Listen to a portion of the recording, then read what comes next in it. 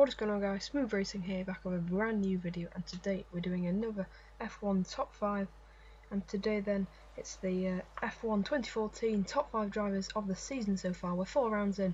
I'm going to be seeing which 5 drivers have been doing the best. Now I'd just like to say before I start this video that Romain Grosjean and Fernando Alonso are absent from my top 5, and they were very close to getting in, but I think probably just due to Alonso I almost expect him to do well now at the start of the season. So that's why he didn't make the list, but I'm sure he could be in a lot of yours. You can leave your top 5 down in the comments down below. And also Romain Grosjean, who I don't think, has done he needs to score points, I think, to make it onto my list. I know he's had car troubles, but I think he's done a really good job, so they'd probably be in 6th and 7th. But anyway, let's go on then with our countdown. And number 5 is Kamui Kobayashi. This might be a bit of a surprise. The Caterham driver, the Japanese driver, I think he's made an absolute amazing start to the season so far in his Caterham. The Caterham, as we all know, is the slowest or second slowest car on the grid. They're having a very tight battle with Marussia. I think Marussia actually have a faster car, but Kobayashi is doing such an excellent job. He's managed to consistently beat Max Chilton and also Jules Bianchi, especially in qualifying. His qualifying performances so far have been absolutely fantastic, out-qualifying the Marussias on numerous occasions, and of course he's got the better of his teammates in every qualifying session of the year so far. One of his most notable achievements was in Australia, where he lined up 14th on the grid for the race. An absolute amazing effort. In the race he also does a great job. We saw some great strategy from him in the last race, but sadly, because of the checkered flag, he had finished a place behind Jules Bianchi. But if the checkered flag and the results would have actually counted properly, then Kobayashi would have beaten Bianchi, because he played some really good strategy in China, even though he had the slower car, to beat Jules Bianchi. I think Kobayashi has made a great start and hopefully will continue to do for the rest of the season. And at number 4 is Danny Kvyat in the Toro Rosso. He's scored in 3 of his 4 first F1 races, which is an incredible record to have, and I think he's the rookie of the season so far. Kevin Magnussen has been inconsistent and has only had one real good performance this year. That came in Australia, but Kvyat has performed consistently, and he's really matched up to his teammate and is now level on points, and I think that could be a narrative for the season, them two being very close, and maybe Kvyat coming out on top. And at number 3 is Lewis Hamilton, the guy who was second in the Drivers' Championship and has won the past 3 races. He's made an absolute astounding start to the season and really should have won every race had it not been for that failure in Australia.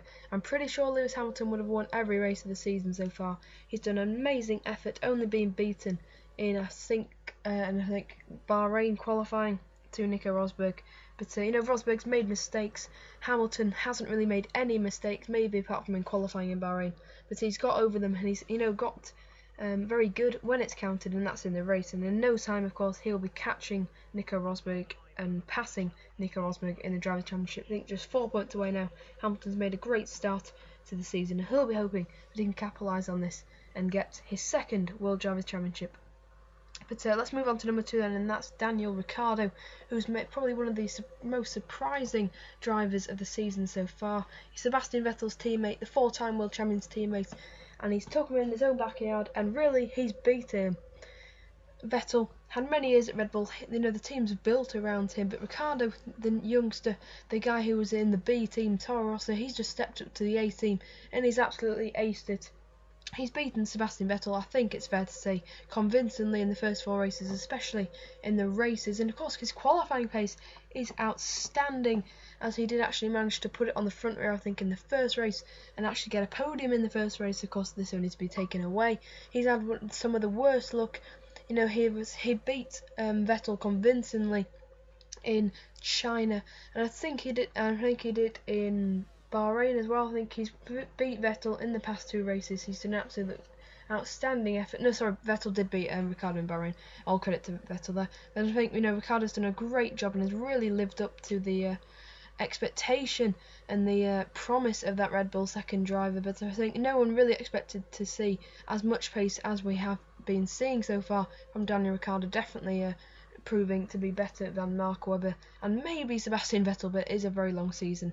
But yeah, definitely a bright future and a bright season ahead for Daniel Ricciardo. Let's move on to the number 1 spot, and this goes to Nico Hülkenberg, who in my opinion is definitely the driver of the season so far. without a doubt. He's in a Force India and he's been consistently scoring points. He's scored a point in every race so far. One of only, I think, a few drivers to actually manage to do that. It's very impressive stuff from Nico Hulkenberg. And hopefully this form can continue and he can pick up his first ever career podium, and there's no reason why not, and maybe even a surprise win.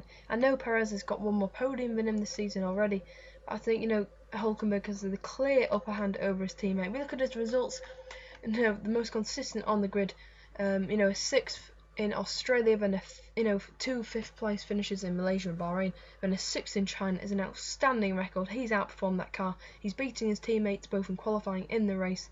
And also in qualifying, he's doing an absolute excellent job, proving that it's not just in the race where Nico Hulkenberg shines, it's also in the qualifying. But great job from Hulkenberg and all those drivers mentioned. I'd be really interested in hearing your top 5, so be sure to put that in the comments down below. We'll be back next Friday for another top 5. You know how to put down which top 5 you think I should do next. But I'm Mr. Racing, and I'll see you next time. Goodbye.